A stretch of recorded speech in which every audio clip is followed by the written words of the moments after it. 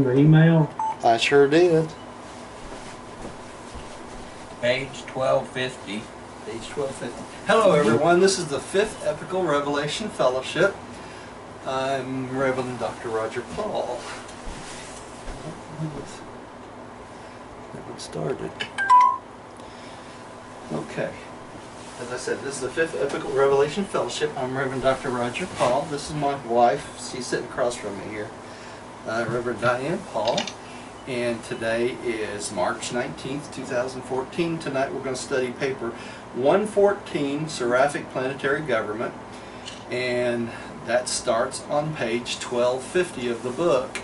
Or if you have the new book, Universal Press version, it's paper 11401. Alright, and welcome everybody. Let's say a little prayer and we will get started. Lord, thank you for such a beautiful day today, and we thank you for bringing us together again tonight to learn from your wonderful revelation. I pray that you'll bless this group and bless this study tonight, that we might learn something and take it with us to share with others. We pray that you might enlighten us as we go along tonight, and make sure we learn what you would have us to learn from these lessons today. Pray that you'll bless those that can't be with us, and bless those at home that listen to this later, that they might also benefit from it also. We thank you and we give you the praise in your Son's name, Michael, Jesus of Nazareth. Amen.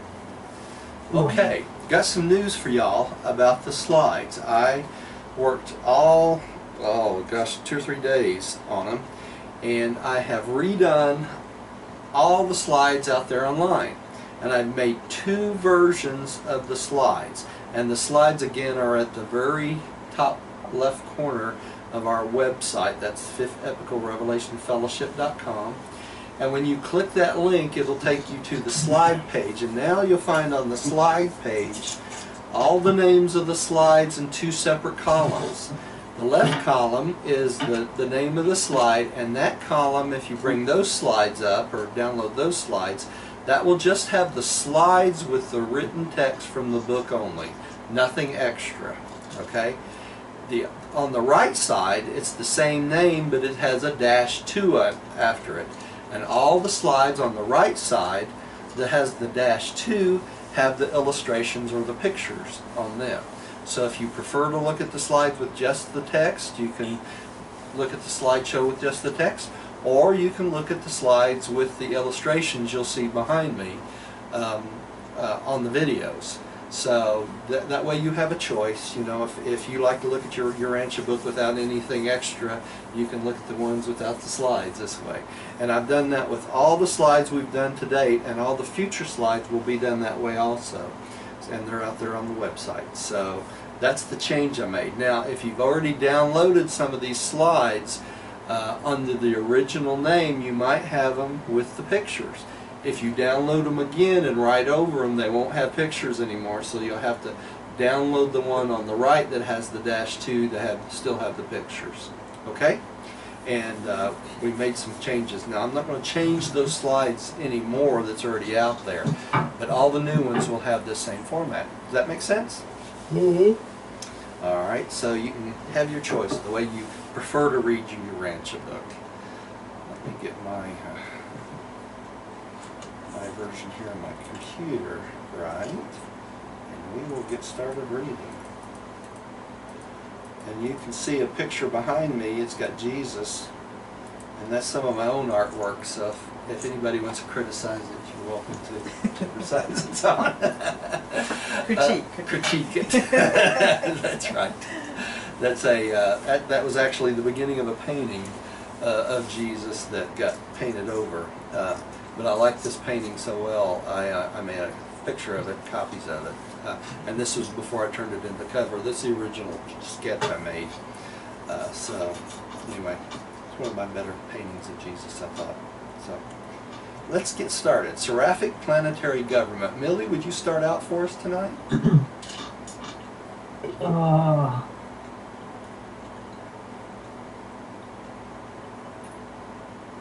You there? Yes, I'm here. Okay. Let me see.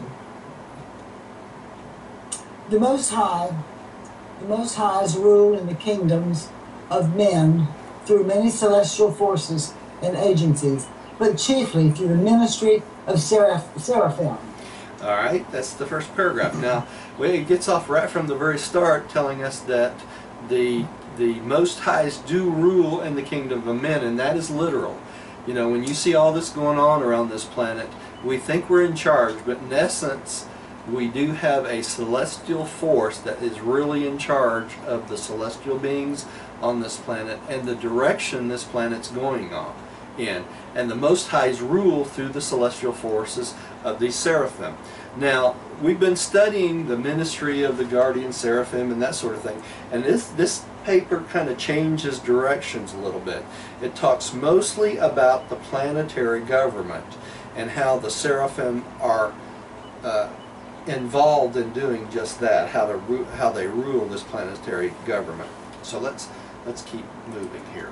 Roger, Yes, the Most Highs are actual personalities, right? they are. They are the Constellation Fathers, okay? And those are Verondadek's sons, right? Right, okay. And Yeah. and it almost sounds to me like it's saying here, when they rule in the kingdoms of men, Yes. or would that be through the governments? That well, Or, right. or what's it? That includes the celestial forces, not really the governments, Rodney.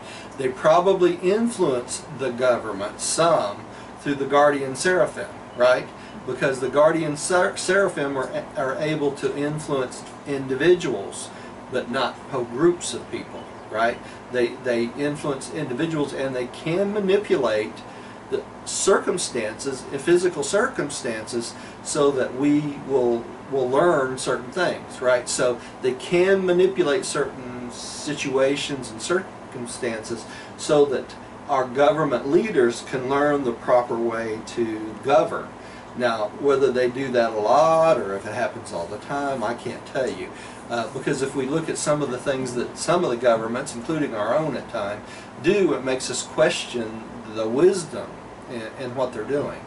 But So the statement, the kingdoms of men, what is that more or less referring to? it's talking about the celestial kingdom of men, right? Oh, It really is talking about the direction of the planet and which it takes, which it will benefit each and every individual soul.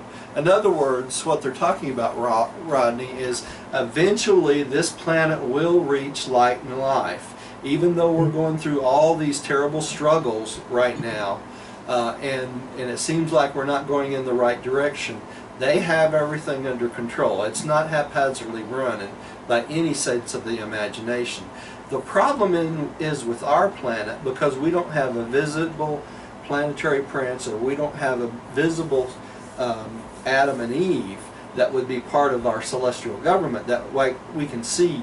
We have to have faith in the celestial government we can't see, right? And that includes the Seraphim, all the host of those beings, plus the host of the Midwayers, and the vicegerent planetary prince, and the governors that are assigned to this planet, which we can't see, right? But they are there working all the time. We have one of the 24 assigned as our governor every 100 years, and they are physically on this planet during that period of time. They don't leave. So, and we also have the vicegerent planetary prince, Machiventa Melchizedek, which has not actually taken over the ownership of that totally on this planet. He may be waiting until the second coming of Christ. We're not sure. That's what they speculate in the papers. So, but at any time he could show up on this planet and say, "I'm taking over the control of the heavenly government," which is his right.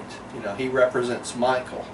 Remember, so he has the right to do that. We just read about the ministry of the Seraphim. So if you go back and read that last paragraph sentence and leave out a whole lot. The Most Highs rule in the kingdom of men, chiefly through the ministry of Seraphim. That's right. mm-hmm. They do. And The Seraphim give us nudges and raps on the head once in a while. that's right. They try to manipulate our environment and our mental thinking in such a way that we learn, right? It really is the kingdom of us. It's the kingdom of us. He's talking about the kingdom of the physical man. That's right. That's right. And I say, son, that's probably corpse of destiny, those people. Yes. Yes. Yes. Part of that is the reserve core destiny, you know, and that's part of why we have a reserve core destiny, because when things get too far askew from the direction they're supposed to go, these people and these beings are available to help us out, right? You know, not only spiritually, but probably physical in some manner. Pushes and nudges. That's right. They can be in our dimension that way, basically. That's right. That's exactly right. Okay, so let's go on to the next one. Okay. Stephen, would you take the next paragraph? Okay, would it be okay if I kind of round these numbers off? Actually, let me take the next paragraph and you take the next one after that. This paragraph, okay? Because I've heard this dozens and dozens of times, and I can hit it right on the head. At noon today, the roll call of the planetary angels, guardians, and others on Urantia was 501,234,619 pairs of Seraphim. There were assigned to my command 200 seraphic hosts, 597,196,800 pairs of Seraphim, or 1,194,393,600 individual angels. The registry, however, shows 1,2,469,238 individuals. It therefore follows that 191,924,362 angels were absent from this world on transport, messenger, and death duty. On Urantia there are about the same number of cherubim as seraphim, and there are similarly organized. Now let's think about this. What's the population, do you think, of the world right now? 8 billion. 8 billion. Now this is in 1934, 1935, right? This was about 5 billion. Yeah, yeah.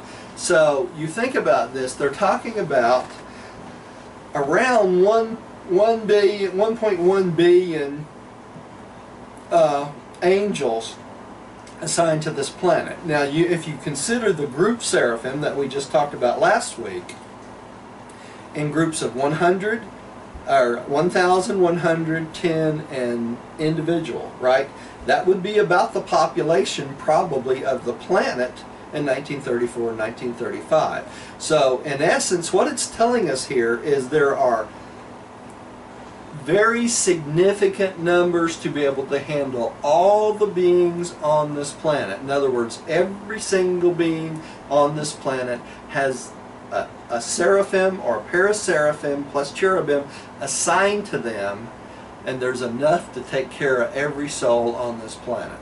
Okay? Well, if there were, I think, what was it said, 6 billion people back then? Probably, yeah, 5 to 6 billion back then. So that's like 1 to every 6 people. 1 to every 6 people. That's right. Now keep in mind too, Rodney, that some of these were group seraphim, weren't they? And you know, if they were in the first psychic circle, then they were in groups of 1,000, weren't they? So some of these seraphim are group seraphim, right? Guardian seraphim. So there's always enough angels on the planet to take care of all the jobs. Plus, it doesn't mention here the amount of angels that were not assigned on seraphic guardian duty, does it? There's tons and tons of angels that are assigned to, and we're going to find out later on in this planet, to different groups and individuals just to help them along that are not guardians, right? So that's a heck of a lot of angels anyway you look at it. You know, it really is. And the other thing I want to bring up, today's number, it'll be more of them. Pardon me? Yeah, today this would be much, much more. Plus it talks about there were also some absent from this world on what? Messenger, transport, and death duty. Remember, it's the seraphim. It's the Seraphim that transports your soul to either the capital or the mansion worlds, right?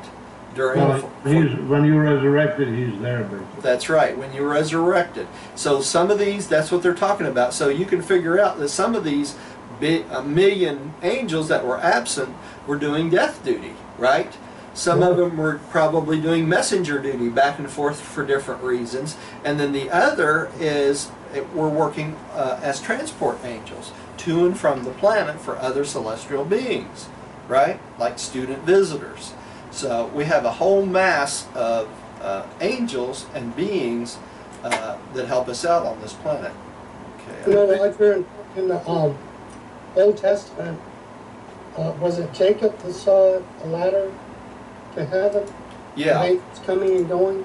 Uh-huh. Yeah, it was. Now, Roger, why do you think they let us suffer like this? They got enough manpower to get rid of all this crap what's going on this planet, really. yes, but if they did that, Val, we would not have the opportunity to grow individually from... To run our way, basically. Yeah, that's right. It's the hard stuff that we grow through. It's not the easy stuff. If we were all just sitting around and life was great and we had not a worry in the world, then we wouldn't be growing spiritually, because we wouldn't have challenges to make us make these moral decisions over and over and over again. Because you can become lazy. That'd be great. Well, it might be great, but you would become lazy really quickly. If everything is given to you, why would you want to work for anything? You see what I'm saying? Yeah. So the struggle is part of the learning process. The struggle really is the blessing. And that's hard for people to understand. The life of ease is not the blessing. It's the struggle that's the blessing. The life makes you stronger, right? That's right, because it makes you stronger. You know, and that's a hard pill to swallow. I know it is. So, anyway. Stephen, would you take the next one then from there? Alrighty. Seraphim and their associated cherubim have much to do with the details of the superhuman government of a planet, especially of worlds which have been isolated by rebellion. The angels, ably assisted by the Midwayers, function on Urantia as the actual supermaterial ministers who execute the mandates of the resident governor, general, and all his associates and subordinates. Seraphim as a class are occupied with many assignments other than those of personal and group guardianship. Okay, so do you see the superhuman government of the planet there? That's what they're concentrating on, is the superhuman government of the planet. And the real government of our planet, the physical government of our planet, has the job of catching up to this superhuman government, don't they? So they should take their information from things like this to try to change the way they run the government along the same lines as this superhuman government. And eventually, what would that cause? That would cause us to reach light and life that much quicker. And it would benefit all mankind at the same time, right? But it's important to know they're talking about here the superhuman government, and they're talking about those of the celestial forces that run this planet, right? And they're on the bidding of the Most High, right? And the resident governor general. Now, where do you think the resident governor general gets his orders from? They get it from the Most High, right? From Jerusem and Salvington, right? Through Salvington. The Most Highs are our Constellation fathers, right? But they make decisions, and Michael, through the 24, rule through the 24 locally on this planet, right? So it's just this downstepping of this information.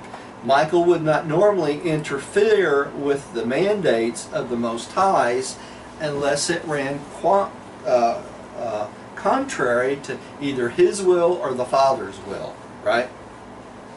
And that's the thing we need to understand. Val, would you take the next one?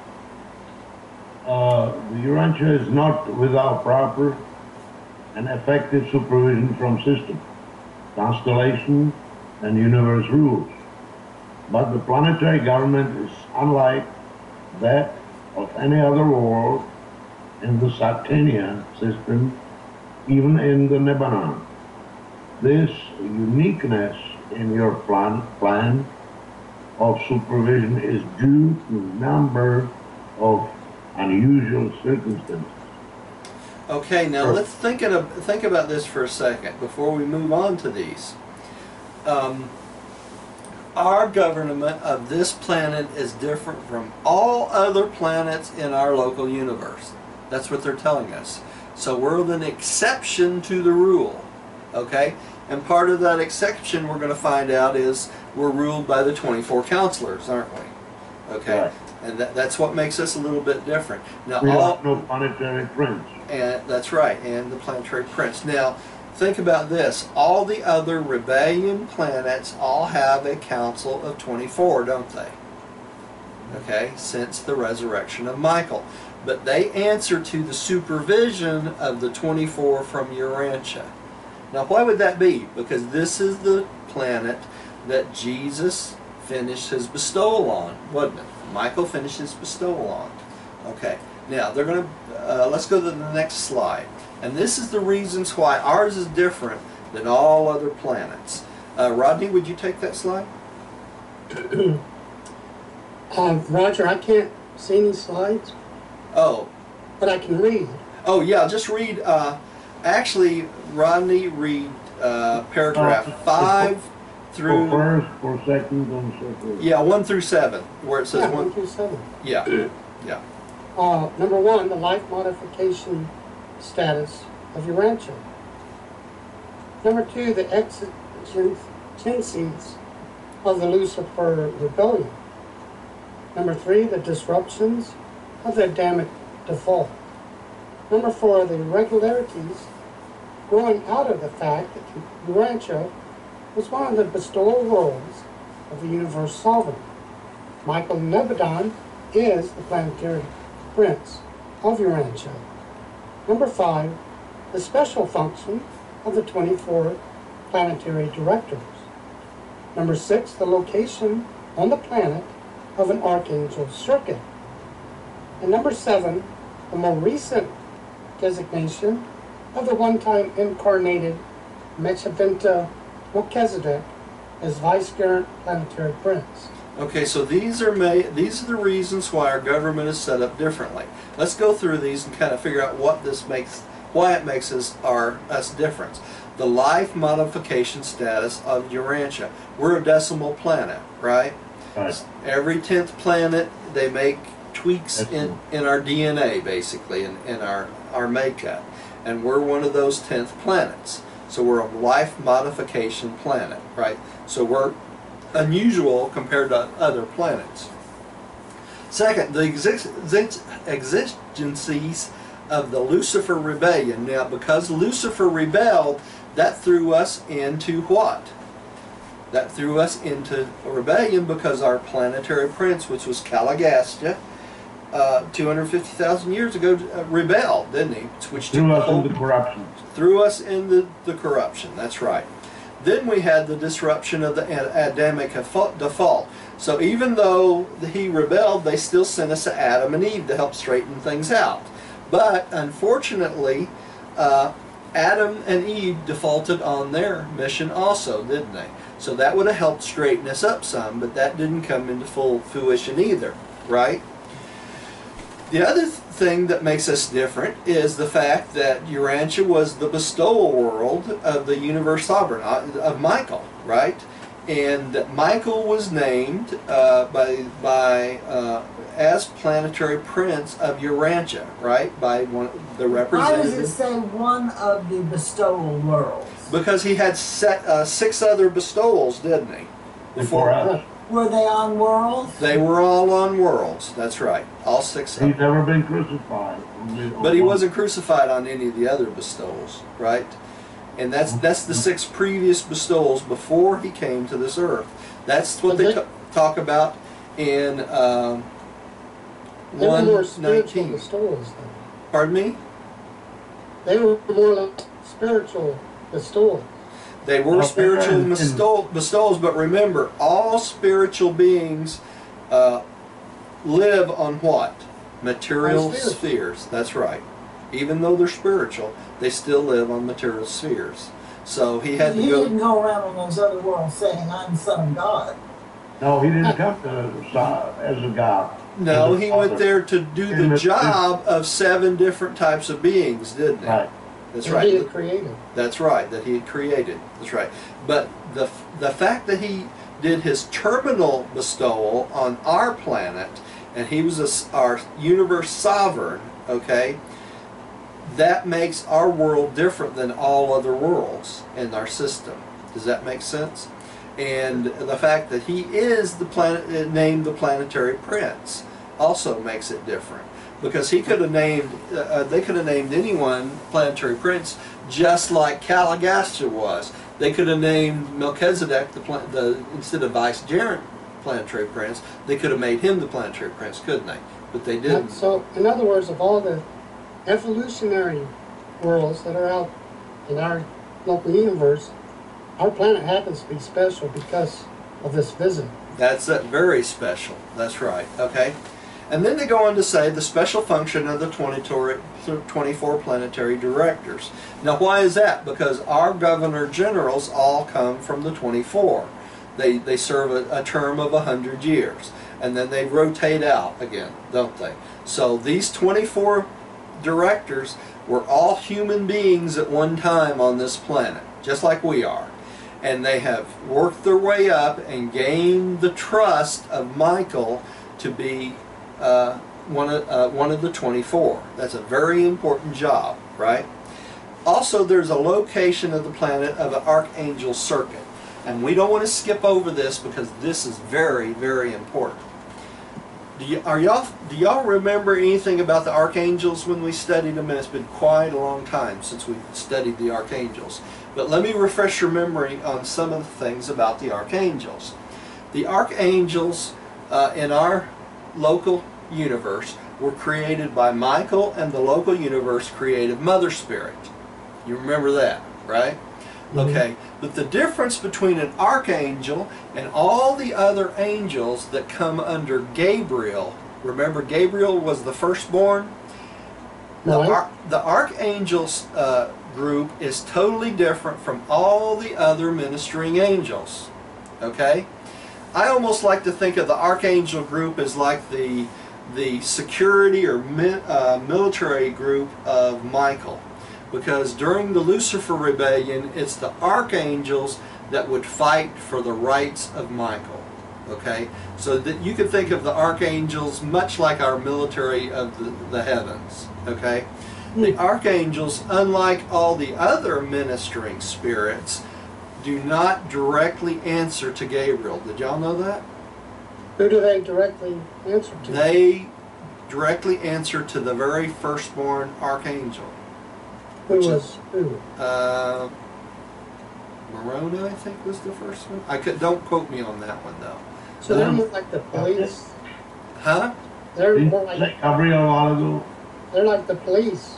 They're like the police of the universe, but their focus is totally on the ascension program of mortals. Totally. Okay? So it's kind of like a police. They're the guarantee of the universe that our ascension plan will go as planned. Now let me tell you how. It's the archangel that is responsible for your record from the moment you were born to the moment you get to the system sovereign, to Michael, all the way up until your survival. Okay, it's even though the guardian seraphim and the cherubim keep the records, it is really the archangel that's responsible that those records are true. Okay, and that's why when a guardian seraphim when you fail to survive, it's the guardian seraphim has to stand before the leader or the group of archangels to determine that this seraphim has not defaulted in their duty. Okay? So they are what? The heavenly police in essence. Okay? And they also certify that all your records and who you are absolutely correct when you get to the mansion world or when you get to the system capital for judgment. Either one. Okay? That sounds to me like they are some like secretaries of Michael. They're about the highest type of angel that we will ever have experience with, as far as starting out where we are. The other thing is this. Urantia, the Gabriel, that was the secretary of Judith. That Gabriel is the first, the right hand of Michael. But the difference between these angels, they're not directly under Gabriel like all the other angels are. Okay? Now, what is this? Why is this important? Because on this planet there is a location of an archangel circuit. In other words, the archangels come and go from our planet. Does that make sense? In other words, Roger, what you're saying is that other evolutionary worlds don't have an archangel circuit on it. That's right. They won't, because they all come from here. They come and leave from here. They would leave from here to go to other worlds in our system, right?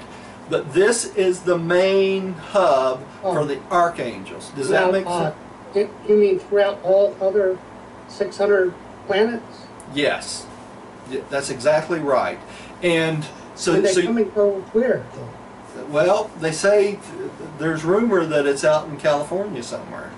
No, I mean, other than this planet, where do they go? Just wherever? Oh, other planets. Yeah, all through the constellation. Yeah, they really do. And the reason that's important is because this is the final bestowal place of Michael, right? So that makes us the jewel of the universe. Think about this.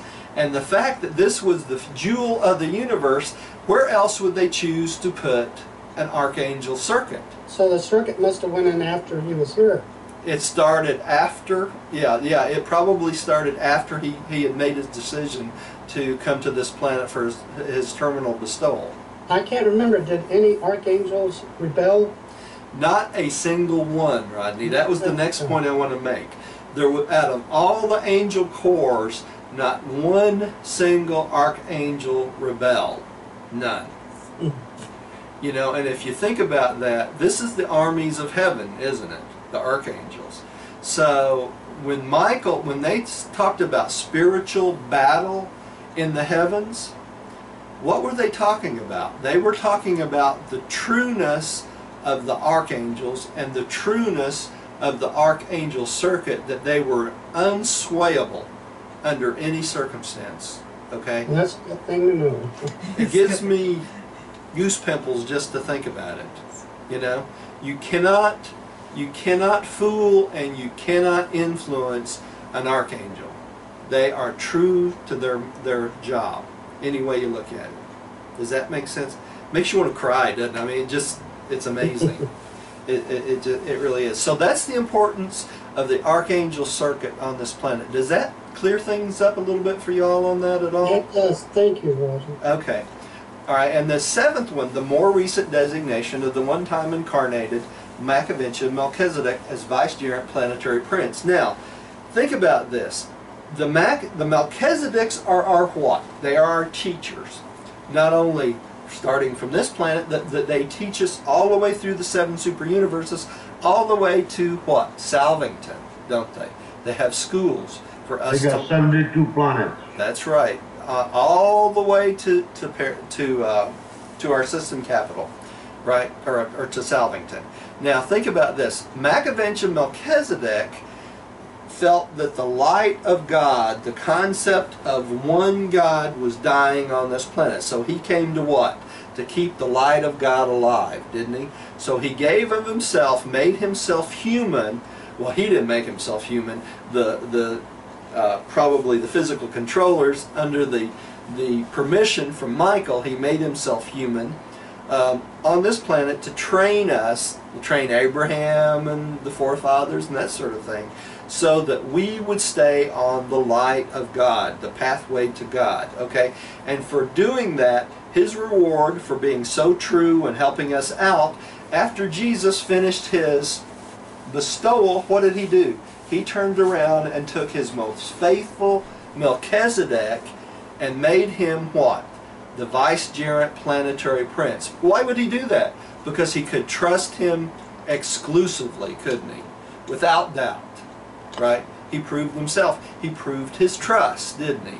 So that's why Machiventa Melchizedek is our vicegerent planetary prince.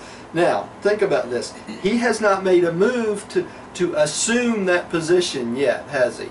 But he may be waiting before the full reign of Michael comes down after his what? Second coming. That's right. Right? So it may just be a matter of time. Now, who's in charge of the planet till he does that? The 24. Right?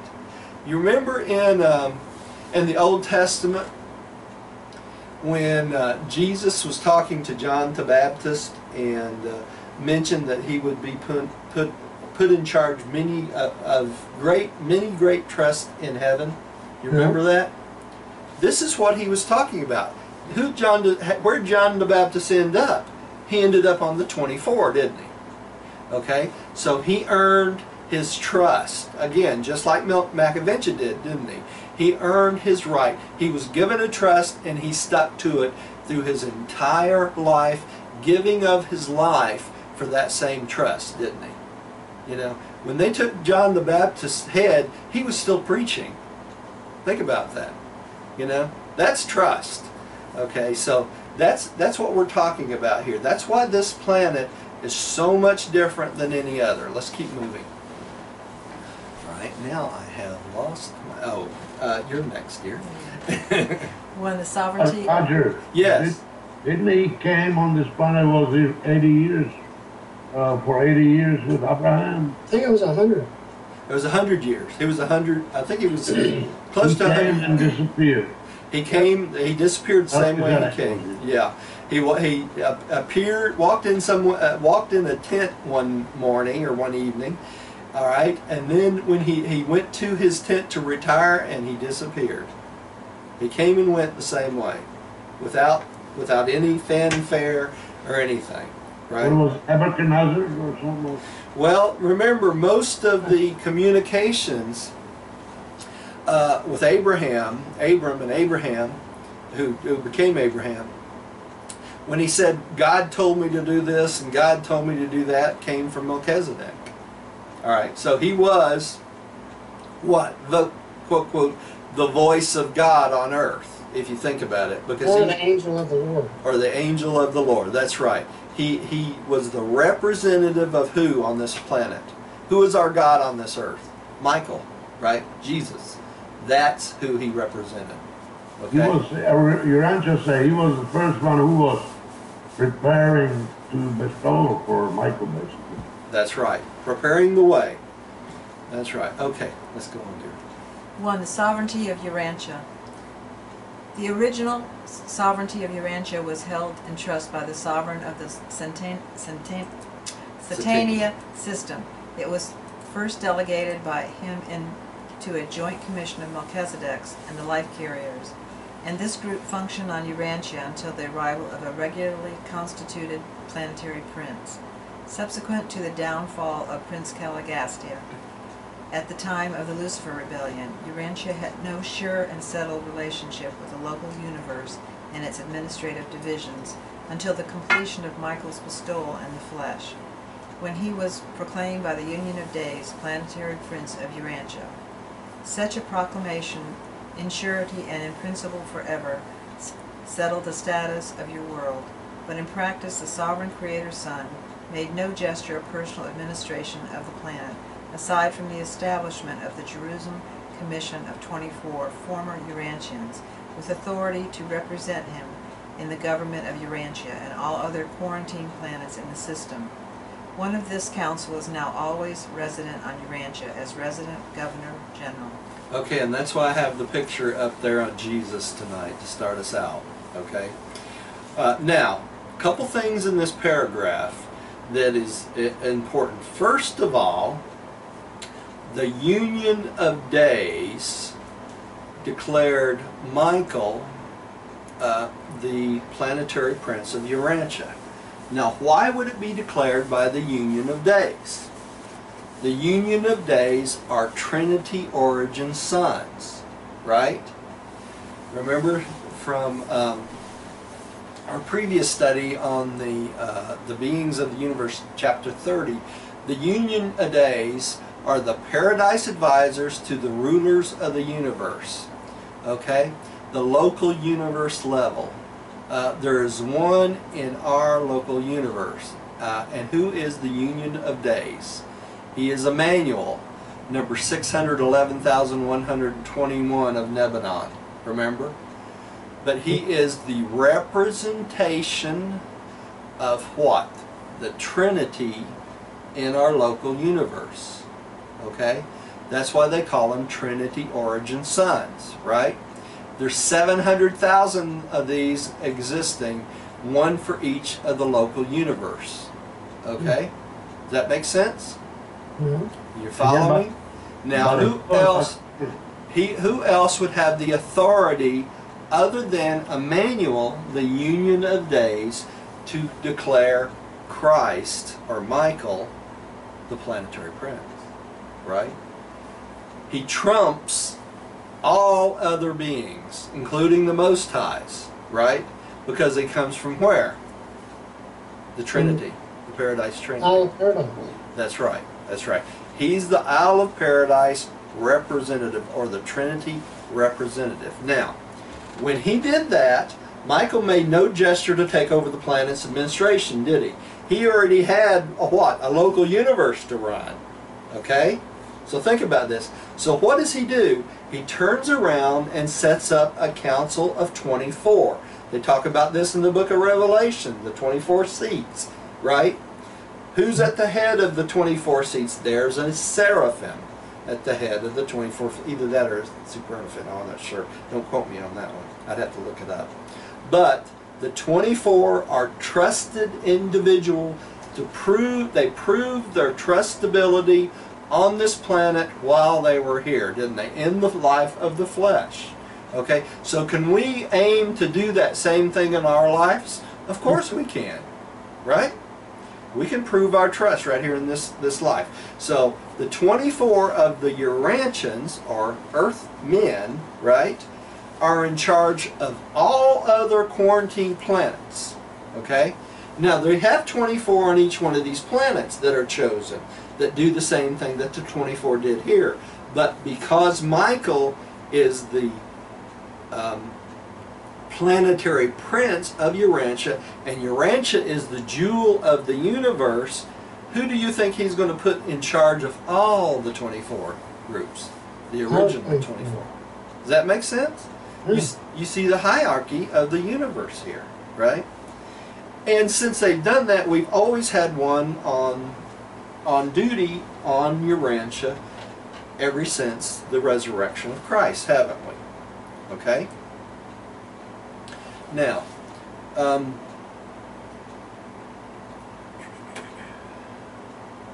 I didn't hear what Rodney said. What I said? Who's in charge of the 24? oh, the original group of 24, the one on Urantia. Okay? Machiventa. Yeah. Do you mean who's in charge of the 24 themselves, Rodney? No, I didn't ask that. Oh, okay. All right. Really did. Oh, Okay. is that what you were asking, Millie? You said who's in charge of the 24, and Rodney said something, and I didn't hear it. Oh, I was talking about the 24 that's assigned to each planet. They are basically supervised by the 24 from Urantia. Okay? What I said, Millie, was the 24 that represent our world are in charge of the 24s on all other planets. That's right. That's right. Okay. Okay. Okay. I also put a slide in here, and I forgot why I put this slide here. This is a slide of the 100 rematerialized members of the Prince's staff chosen by Calagasta from 785,000 ascended citizens on Jerusem who volunteered for the embarkation of the Urantia adventure. Okay? Each one of these beings left their thought adjusters behind when they came to this planet. Now, of this 100, the descendants of this 100 became what? The Midwayers, right? Their children became Midwayers. Y'all follow me? And that's part of this sovereignty in Atlanta. All right? Atlanta, Urantia. I was wondering about that. Let's keep going. All right, am I up again? Okay, I guess I'm reading again. Vicegerent. There are a lot of Midwayers here, and they were created here. Are there Midwayers like that on all the other planets? Everywhere? Yeah, Millie, on every single planet there are Midwayer type beings on every single planet. That's the normal way to do, that things are made up, that the planets are run. It surely are. And they always work with the guardian angels, or the Seraphim, in the material jobs that need to be done, because they're midway between physical and spiritual, right? So that's why they call them Midwayers. And they can manipulate matter and make themselves visible at will for jobs that the Seraphim need to be done, or the governor needs to be done, that sort of thing. So there's always a full force of Midwayers. Now the problem on this planet, we lost a large part of our Midwayer population, didn't we? And once that's exhausted, they aren't replaced. So we have the Midwayers that are assigned to this planet now that work with us really do more of a job than your average planet, because they have to do more because there's not as many of them. So you have to give them. I understand. Yeah, you have to give them credit. Now, the other thing that I talked to Diane about, I think it was today, we discussed this a little bit. We can't get the idea from reading in the Urantia book that all the Midwayers turned into devils and demons and stuff. And that's what a lot of people try to do. You know, think they're evil beings. They're not. They were meant for good, but some of them went into rebellion, and those who went into rebellion, that became the quote devils and demons of our planet, right? Now we know from what they teach us in the Urantia book, they were all locked away during the time of Christ, at the end of during the resurrection, right? They were all taken from this planet. All of the rebel Midwayers, not the Midwayers that were loyal to Michael. They were left on the planet to do their job, right? So it was like the archangels were the ones that mustered them up. That's right. It probably was. And they joined, the primary and secondaries both joined forces to make one basic Midwayer group, right? And it's because of the actions of these Midwayers that we have the restored version of what? The life of Michael. Okay?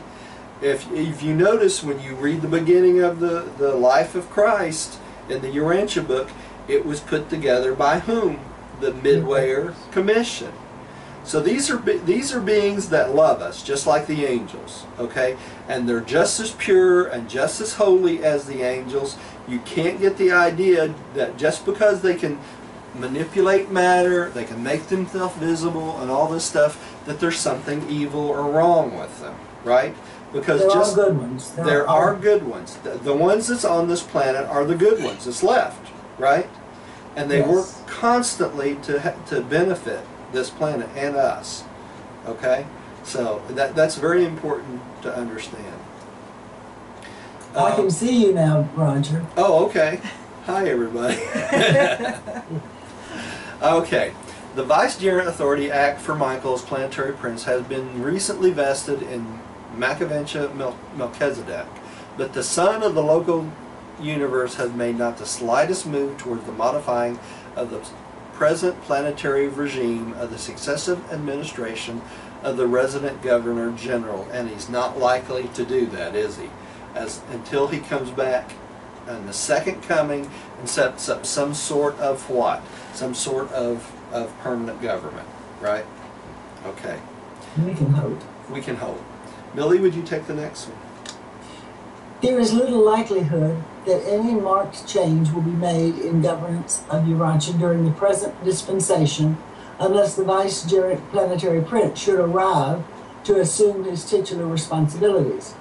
It appears to certain of our associates at some time in the near future the plan of sending one of the 24 counselors to Urantia to act as Governor General will be superseded by the formal arrival of Machiventa Melchizedek with the vicegerent mandate of the sovereignty of Urantia. As acting planetary prince, he would undoubtedly continue in charge of the planet until the final adjudication of the Lucifer rebellion and probably on into the distant future of the planetary settlement in light and life. So he's not come and taken up his responsibilities yet, has he? And he may not have done this yet to allow the 24 of having the experience as what? Governor Generals. Because if he takes up his responsibility, then their responsibility is ended, hadn't it? Okay, so he's letting them learn. He's hanging back so that they can learn too. That's right, until Michael decides to come back, or at some point in the future, they decide, well, they need a full-time planetary prince, and then he will step in as the vicegerent planetary prince at that time. Now, who can decide we need a full-time planetary prince? Michael. Can the 24 decide that? No, probably Michael can only decide that more than likely, and he can decide when he's to come. That's right. That's right. When he's to come, he can make that decision. No one else can make that decision. Probably not. I would think that... No, Melchizedek can't say, hey, it's time for you to get down there and do your stuff. No, probably not. Probably they're allowing the 24 to get this experience, and it may be they're allowing the 24 to get this experience before they are released for what? Their paradise continued ascent on the paradise, right? On their going to the minor and major sectors and on to the 7 circuits of Havana, right? So yes. when they've learned enough here and they're ready to make that next step, at that point they may go ahead and send Machiventa Melchizedek down here as the planetary prince, the vicegerent planetary prince, right? So, and probably only Michael can make that call, I would think. So, but he's got school to run. He's got what? Melchizedek, he's got the school to run, the education. The Machiventa Melchizedek? No, he's got a whole host of Melchizedeks to do that for him. Right? Yeah, I know, but I thought he's educated, basically. Well, yeah, he educates people, but he probably is more of like an administrative position because of his experience now, more than likely. So, all right, Millie, would you take the next paragraph, please? Oh, I'm sorry. Stephen, would you take the next one? Okay, and I want to go back here a little bit. Go ahead. We got that when Michael turned it over to Melchizedek, the slightest move toward modifying. In other words, I think Michael turned over a perfect plan, and all he has to do is manage what Michael's already created. That's right. That's right. So that's why there hasn't really been anything done but just the management of what Michael put in motion. That's right. And remember, Stephen, the sweeping changes that will occur will not come until 2 things happen. Christ comes back to this planet in glory, okay, and the end of the Lucifer rebellion has been declared. And at that point, what happens? Our quarantine gets lifted, right? The administration changes on all the planets, not just our planet, but all the planets. So there's going to be a sweeping change in the administration of the planets when all these planets are readmitted into the arms of the local, of the universe, isn't it? They'll become part of the cosmos once again. So there's a lot of changes that's going to happen at that time. And it may be the wisdom that we do not understand that Machiventa is holding back, you know. It may be something totally different that's beyond our comprehension. Okay? All right, Stephen, would you go ahead and take the next one then? All right. Some believe that Machiventa will not come to take personal direction of Urantia affairs until the end of the current dispensation. Others hold that the vicegerent prince may not come as such until Michael sometime returns to Urantia, as he promised when still in the flesh.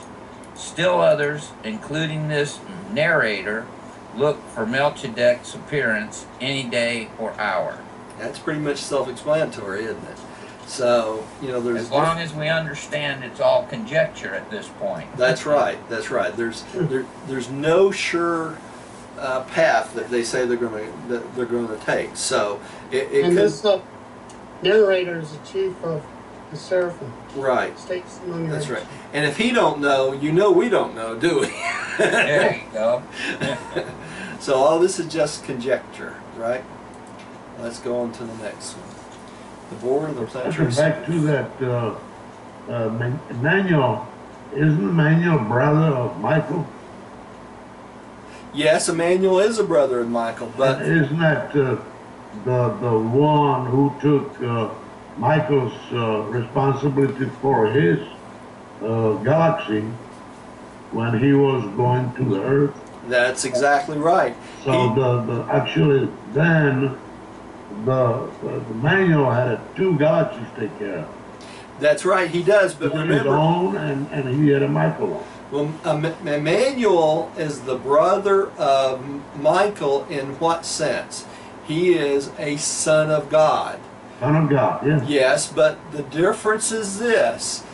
Emmanuel was created the same number as Michael. Remember 611,121. He was created for the purpose of what? For the purpose of being the Trinity representation with the 611,121st Creator Son. Okay? But he also... But he is the representation. Like Michael did. Well, he is the representation, though, of the Trinity. Where Michael is what? Michael is the representation of the Son of God, the second person of deity.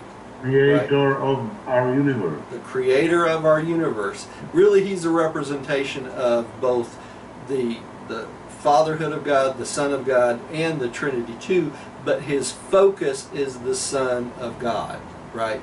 He's a creator son. Emmanuel is not a creator son. He'll never be a creator son. He'll always be a trinitized son of God, right? Because he's Trinity embraced. That makes him different than Michael, okay? And that's an understanding we have to keep clear. You know, Emmanuel would never step in and run Michael's universe except by the orders of what? The Paradise Trinity, right? Right, right. Okay. But he also is creator of the neighboring universe. No, he's not. Look at the Urantia Book. No, he's not a creator.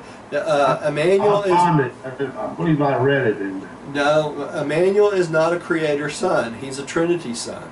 He does not create universes. Okay, that's... I'll look for it. Yeah, if you find it, you let me know, but I'm sure it's not there, Val. I can guarantee you that, because he's a different order of sonship. Only the creator sons create universes. And they do that only with a local universe mother spirit. That's why the numbers are the same. Emmanuel's number is 611,121. Michael's number is 611,121. Our creative mother spirit is 611,000. What do you think it is? 121. They're all created for the same local universe, right? And there's an Emmanuel created for all 700,000 local universes, right? Just like that. There's a Trinitized Son of God for every single local universe. Just like there's a creative Mother Spirit for every single local universe. Okay? It's the hierarchy of God. It's something you have to, it's important to understand. Val, would you take the next paragraph, the Board of Planetary Supervisors, please? Yeah, okay. Since the times of Michael's bestowal on your world, the general management of Urantia has been instructed to special group on Jerusem of 24 one-time Uranians. Qualification for membership on this commission is known to us. Unknown. Unknown to us. Unknown to us. But we have observed that those who have been thus commissioned have all been contributors to and our Jing sovereignty and Jing sovereignty. What is that? Sovereignty. Enlarged sovereignty of the Supreme. Sovereignty and enlarging sovereignty of the Supreme in the system of Satania. By nature, they were all real leaders when they functioned over Urantia, and accepting Machiventa Melchizedek, these qualities of leadership have been further augmented by mentioned world experience and supplemented by training of Jerusem citizenship. Members are nominated to 24 by the cabinet of Ranapurch, second by the Most High of Adentia, approved by the Son Essential of Jerusem. Assigned sentinel of Jerusem. Of Jerusem, and appointed by Gabriel of Salington in accordance with the mandate of Michael. The temporary appointees function just as fully as do the permanent members of this commission of special supervisors. Okay, so what they're telling us here is that these 24 were all one-time Urantians, right? And they have all taken part in enlarging the sovereignty of what? The Supreme, right? The Supreme Being. Now, what they're talking about there? They're talking about enlarging the experience and the dedication of their lives to the experience of the Supreme. They've helped to enlarge the Supreme's functioning, right? Okay, and with the exception of Machiventa Melchizedek, who was already a Melchizedek, okay, they all have had augmented experience by their mansion world experience. They had to go through the mansion worlds, and then they had to go on and become what? Jerusem citizens. And becoming Jerusem citizens, they got even more experience, right? And then they were nominated to the 24 by the Cabinet of Lanaforge. Now, who is that? The Cabinet of Lanaforge, basically, Lanaforge is who? He's He took over after Lucifer. Well, that was Constellation, father, wasn't it? Well, he's Millie was right. He took over Lucifer's job, didn't he? The Yeah. system. He's the sovereign of the system of Satania, right? Yes. And his cabinet, basically, which are probably beings just like he is, right? Okay. All right. They're Lananondek and Lananondek Verondadek sons, right? All right, and they it's also approved by the assigned sentinel of Jerusem, the representation, and appointed by Gabriel. So all these heads of our of the cabinet of Salvington make the decision on which beings should be allowed to serve on this 24. So these people have been vested very carefully, haven't they? They've looked at their lives, they've seen the experience they had in the mansion worlds, they've seen the experience they got on Jerusem, they've seen their training in the Melchizedek schools, and they have been true all the way through this experience, and they feel like they can be trusted as appointees to this 24, right? And they have seats that are not permanent members too. So what does that tell us? If we do what we're supposed to, and we're true to our trust, you never know, you might be chosen as a temporary member of the 24 at some time. But it seems to me that John the Baptist made quite an ascent, actually. It was only 2,000 or 1,900 years, actually. In 2,000 years he's done this. He's done this, whereas Adam and Eve, who are also on the council, Mhm. you know, they've been...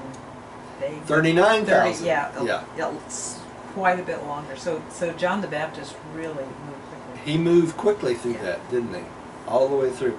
And some of the other ones, you know, Antan, things like that. All these other beings, they had to work to get in these positions.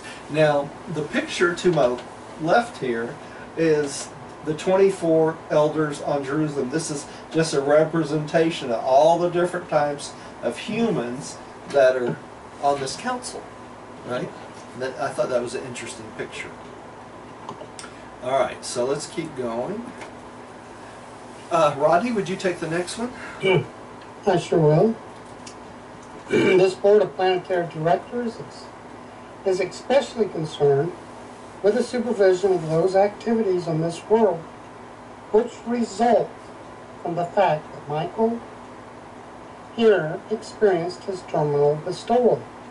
They are kept in close and immediate touch with Michael by the liaison activities of a certain brilliant evening star, the identical being who attended upon Jesus throughout the mortal bestowal. Okay, and if you remember, there was a brilliant evening star that was assigned to Michael during his bestowal, right? And that's what they're talking about here, right? And that brilliant evening star works as a liaison officer between what? The 24 and Michael, right? Constantly. So they are supervised, right? He knows what's going on all the time, right? This planet is not run haphazardly by any stretch of the imagination. Okay. What is Michael doing now? Running the local universe of Nebadon on Salvington, from Salvington. From Salvington. Okay. Yeah. He's considered a master son at this point, right? All right. Let's go in. At the present time, one John known to you as Baptist is chairman of the council when it is in session on Jerusem. But the ex officio head of this council is the assigned sentinel of Satania, the direct and personal representative of the associate inspector on Salvington and of the supreme executive of Arvanton. Okay, so this being basically is the highest possible being that can supervise, right? The assigned sentinel. Okay, so even the council is watched closely. we don't have to worry about another rebellion happening anyway. Okay. The members of the same commission of former Urantians also acts as advisory supervisors of the 36 other rebellion isolated worlds of the system.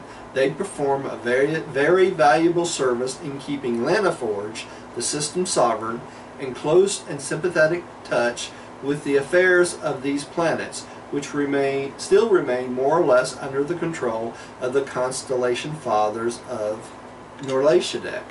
These 24 counselors make frequent trips as individuals to each of the quarantine planets, especially to Urantia.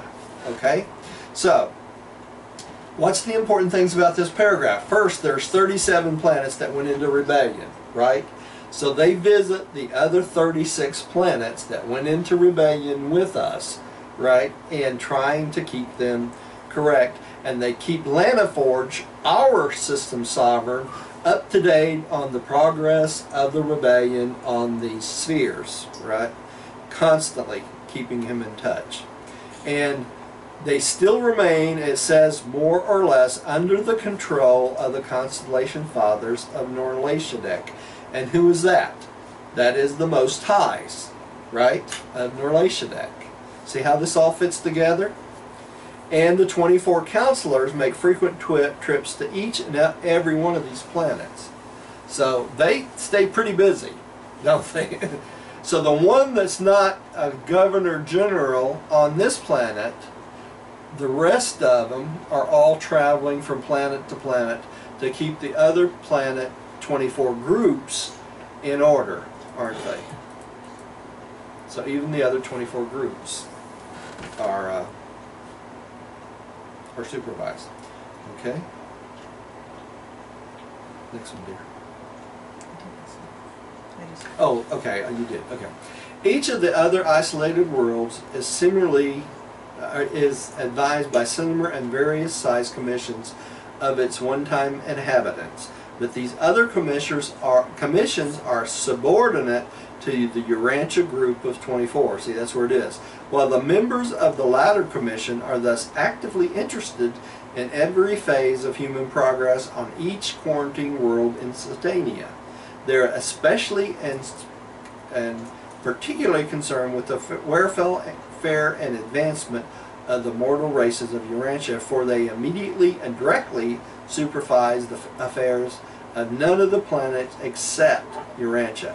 And even here their authority is not complete, excepting in certain domains concerned with mortal survival. Okay, so they let the other planets work out their problems just like we do. Okay, because their main concern is us, right? That's their main job. Okay. So, Roger? Yeah. It's funny, I've looked for this before, and here it is. That's 37 rebellion isolated worlds in our local universe. That's right. And I believe in our local universe, at present, there's like 619 planets. Yeah, 619 inhabited planets. There's inhabited planets. Yeah, there's. So that means roughly 1 in 20 planets. Yeah. Were thrown into rebellion. And Rodney, if we could see a map of where they are, it would probably be quite interesting. It makes you wonder: are they in a cluster or are they spread? Yeah, it makes me wonder if it's. Yeah. If our Milky Way is considered the universe. Yeah. The universe. Is it just in our part of Milky Way? Well, that's Satania, basically. That's what you're talking about. Yeah, it is an interesting question, and I don't have an answer for that. I really don't, but it is interesting. Because the Satania are going to be finished when they're going to be 1,000 planets. Yeah, when we're done, we'll have 1,000 planets. Yeah, and there were some coming near to being available for population during Michael's bestowal. So we may have some that's already had the life implantation work done on it. You can't say. The Milky Way galaxy, that's Michael's creation. Yeah. That's actually his universe, local universe. I would think so, yeah. Yeah. Millie, would you take the next one for us, please, dear? Yes. No one knows how long these 24 Urantia counselors will continue in their present status, detached from the regular program of universe activities. They will no doubt continue to serve in their present capacities until some change in planetary status ensues, such as the end of a dispensation, the assumption of full authority by Machiventa Melchizedek, the final adjudication of the Lucifer rebellion, or the reappearance of Michael on the world of his final bestowal. The present resident governor general of Urantia seems inclined to the opinion that all but Machiventa may be released for paradise ascension the moment the system Satania is restored to the Constellation circuits, but other opinions are also current. Okay, so these beings are kind of on hold to make their paradise ascent, aren't they? Okay, until these changes occur. And they're not, it sounds like no one is sure 100% whether it's going to come at the end of a dispensation, like, you know, when Michael was resurrected, or if it's when Machiventa Melchizedek shows up to take control, or if it's at the end of the Lucifer rebellion adjudication. Or this situation has never happened before. That's right. Or if it's going to be when Michael comes back for the second visit, right? In power and glory. So it would be Maybe interesting. he will. Yeah. He said he will come in person or as a trinity. Yeah, as it would be really interesting to be alive on this planet when he shows up. It would be kind of neat. But I'm not going to hang around on this planet just to wait on that. I don't think we have a choice, do we? All right. So, okay. The resident governor general. Every 100 years of Urantia time, the Jerusem Corps of 24 planetary supervisors designate one of their number to sojourn on the world to act as their executive representative as resident governor general. During the times of the preparation of these narratives, this executive officer was changed and 19th so to serve, being succeeded by the 20th. The name of the current planetary supervisor is withheld from you only because mortal man is so prone to venerate, even to deify, his extraordinary compatriots and superhuman superiors. And that's a picture of the Governor General out of the 24 right next to it. But what it's saying here is because we have a tendency to deify beings and things we do not understand, that's why they withheld telling us during this period of time who the Governor General is during the writing of this. Now keep in mind that was 1934, right? It's not Gandhi. So it's probably not Gandhi. Yeah, and there may be a totally new one out there since this writing, right? So it doesn't really make sense. So what? We found out it was John the Baptist. Yeah. I don't understand. Well, it shouldn't matter to many of us, but they are right. People have a tendency to deify people in authority, and the next thing you know, you'd have people praying to the Governor General, wouldn't you? Right. Which would not be appropriate, would it? Right. Okay. So let's go on. Millie, would you take the next one?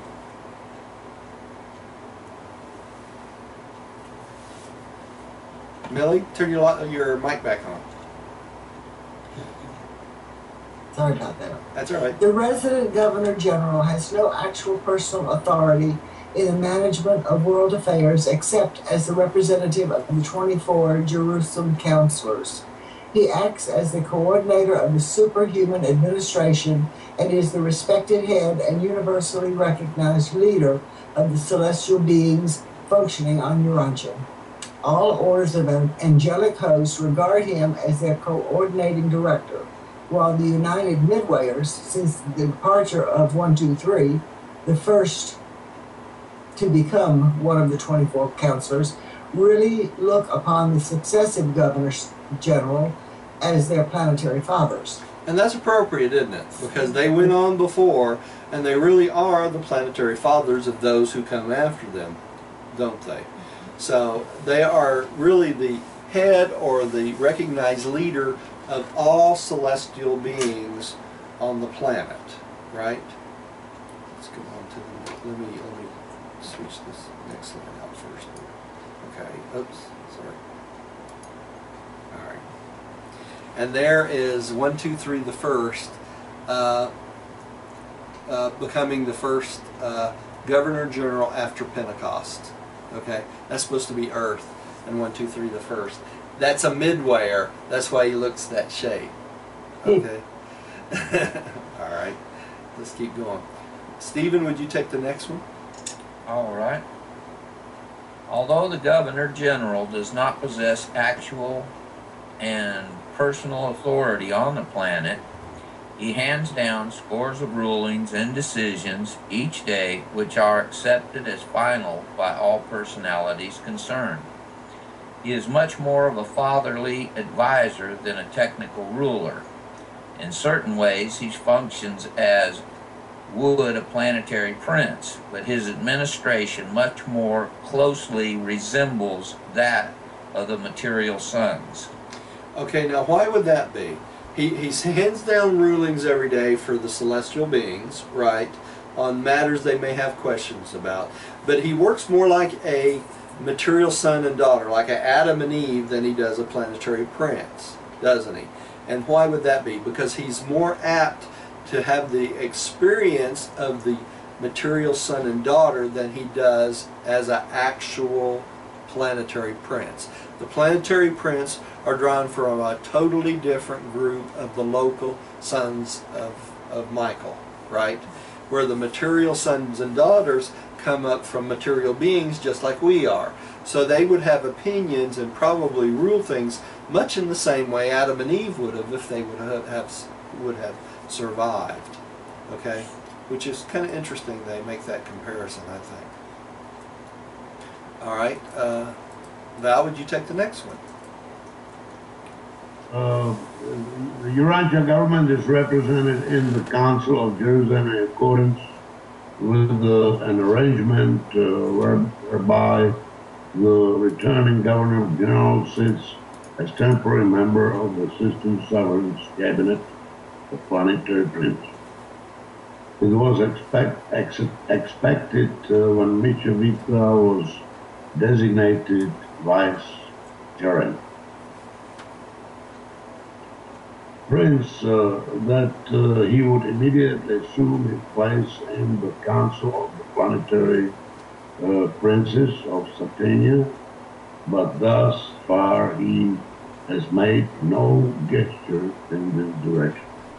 Okay, so the governor generals that are assigned there normally sit in that council, right? Because Machiventa, even though he was designated vicegerent planetary prince, has not assumed his place in the council of planetary princes, and we do not know why he has not done that, but he obviously has not done that. Now this picture here shows the vicegerent planetary prince and him serving in that council. That's what that little, it's like the United Nations sign is. Yeah. Okay, and then it goes on that this picture shows us Machiventa Melchizedek being elevated to the position of the planetary prince. It's the same sign, right?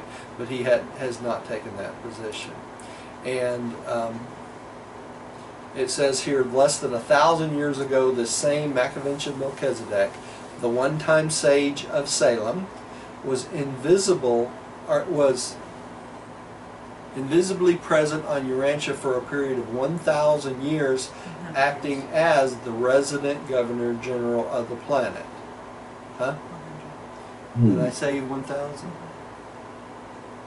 100 years. I'm sorry. 100 years acting as the governor general. So he has done a tour of service of 100 years as the acting governor general of the planet. Okay, so he's got experience doing that, but he has not assumed that permanent role. So, you know, when you think about this, y'all. Machiventa Melchizedek is what? A teacher by spirit, isn't he? He came down and taught Abram. Okay? He also taught beings all the way down his career down through the mansion worlds and that sort of thing too. So he has always been a teacher. Now, doesn't it make sense that he would step in, act as the governor general, and allow the other 24 to have the opportunity to do what?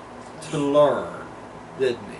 So this is a selfless act he has done to do this, right?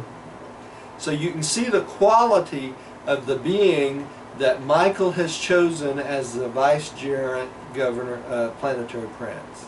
You see that? It's a sacrifice him not to take over that position. But he does that so that these these other people like us has the opportunity to serve and learn. Does that make sense? I think that's important for us to understand. All right. Rodney, would you take the next one, please? Okay. That's the one, the super material government? That's right. Of Urantia does not maintain a very close organic relationship with the higher units of the local universe.